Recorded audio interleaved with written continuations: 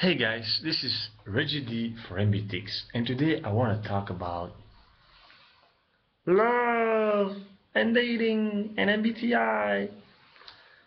Now, I obviously structured what I'm about to say about MBTI and love or MBTI and dating.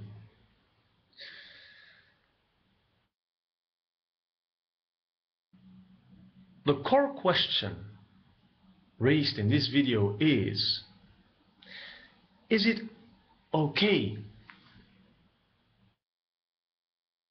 And okay, I mean in a moral sense.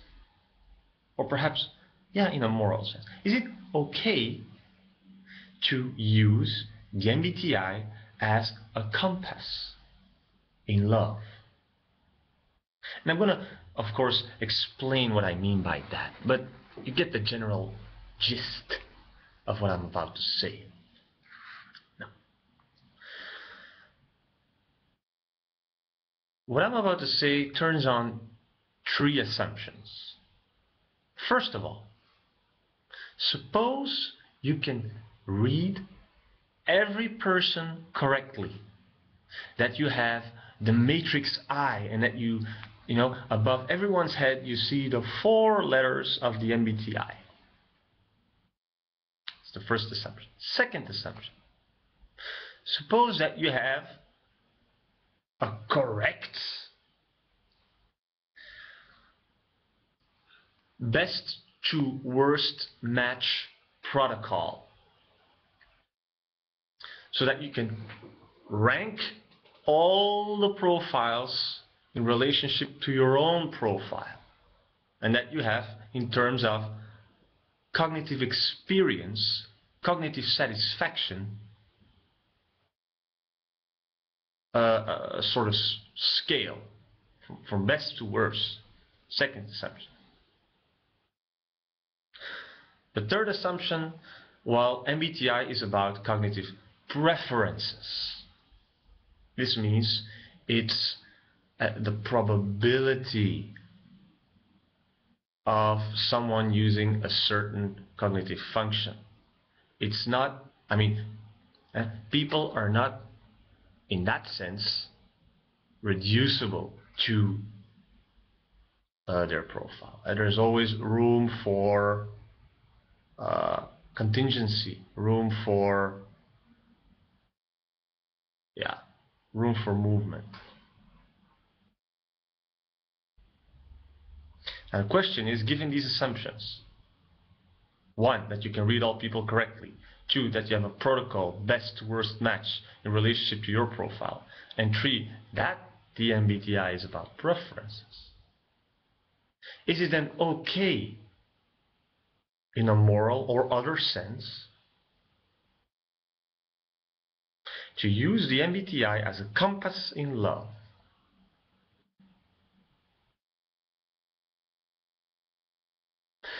So I mean, not as a tool, merely as a tool to understand the other person better and to understand the dynamics between you and the other person better, but really as a filter tool. Let's say you're an N-type and you would only want to date another N-type. For example, I'm just giving an example here, right? And given the assumption that you can read all people correctly within a very short period of time, I need to add, of course, is it then okay to say, you know what, I'm an N-type and I cannot date you because you're an S-type, or I'm an S-type and I cannot date you because you're an N-type, or I don't want to date you because, is that okay?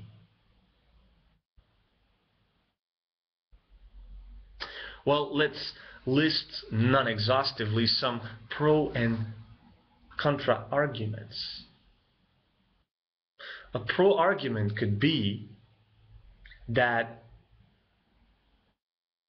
So a pro argument in the sense that it's okay to use the MBTI as a filter tool in dating and love.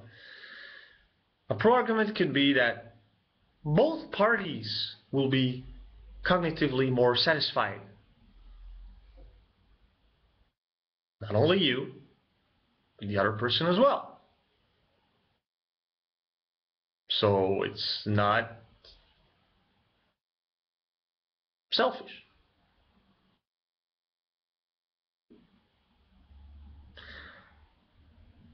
A second pro argument might be that the MBTI tool is used in other contexts as a selection tool. For example, within companies or governments. They use the MBTI as one of the more important psychometric instruments, and sometimes as a decisive factor to withhold someone or not.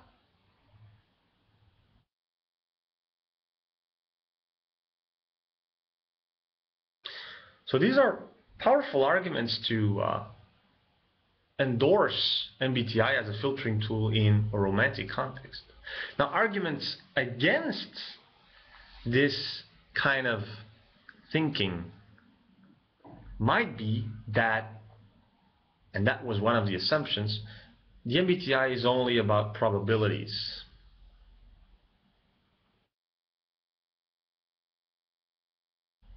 Second of all, it would suck out spontaneity out of love. You know, you could see it as almost an exaggerated urge to control things.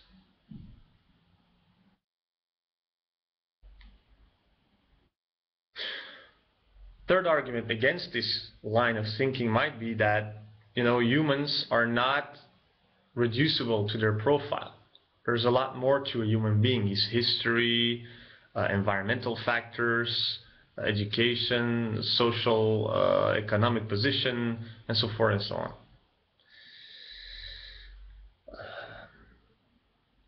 Another argument might be that Myers-Briggs typology indicator is mostly about formal, is a rather, it maps formally